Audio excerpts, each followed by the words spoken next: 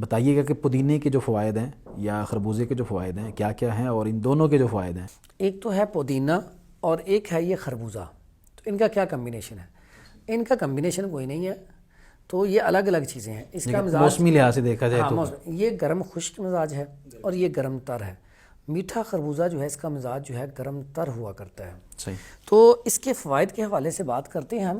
سب سے پہلے تو یہ بات کریں کہ یہ اس کی پیداوار کہاں پہ ہے۔ اس کی پیداوار پاکستان ہندوستان دونوں میں کثرت سے پایا جاتا ہے، لیکن پاکستان میں یہ سندھ میں بھی بڑا اچھا خربوزہ پایا جاتا ہے، لیکن عارف والے کا خربوزہ جو ہے بڑا مشہور ہے پنجاب میں۔ صحیح صحیح۔ اور اس کے بعد لاہور میں ایک برقی ڈیرا ہے، اس کا بھی بڑا مشہور ہے۔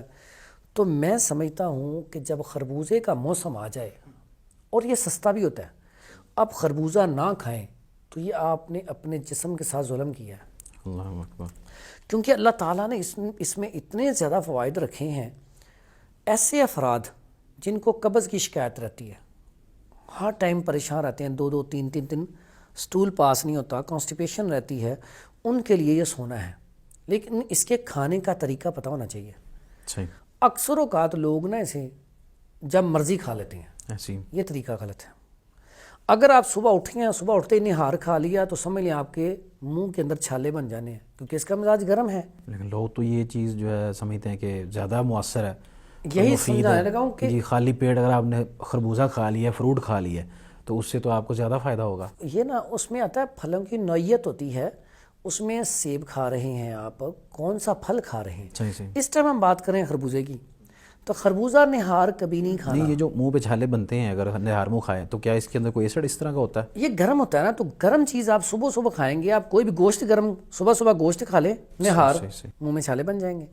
گرم چیز ایسی نہیں استعمال کرنی، ٹھیک ہے۔ اب اس میں اللہ تعالیٰ نے بہت زیادہ طاقت رکھی ہوئی ہے۔ اب اس کو کھانے کا طریقہ جو ہے نا بہترین، وہ طریقہ آتا ہے 2 کھانوں کے درمیان۔ صحیح صحیح۔ اب 2 کھانوں کے درمیان کھانے کا فائدہ یہ ہے کہ یہ قبض کشا ہو جائے گا، آپ کا کھانا اچھے طریقے سے ہضم ہوگا اور آپ کا ڈائجسٹو سسٹم بالکل اچھا رہے گا، ٹھیک ہو جائے گا۔ میں کہتا ہوں جو قبض کے مریض ہیں وہ اسے آج سے کھانا شروع کر دیں، انشاءاللہ 1 ہفتے بعد کہیں گے ہمیں اب قبض ہوتی ہی نہیں ہے۔ صحیح صحیح۔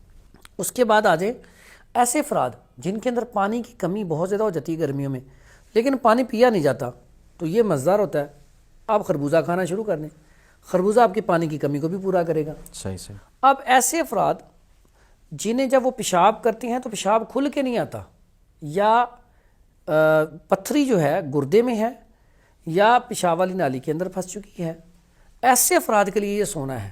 صحیح۔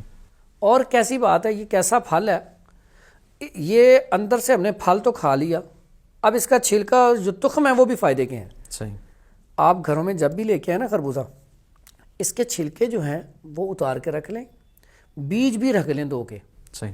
اب آپ کو اگر پتھری کی شکایت ہے یا آپ کو یورین کھل کے نہیں آ رہا، تو آپ کیا کریں، اس کے چھلکے اور اس کے بیج لیں، اس کے اندر چھلیوں کے بال مل جاتے ہیں، وہ بھی ڈال لیں۔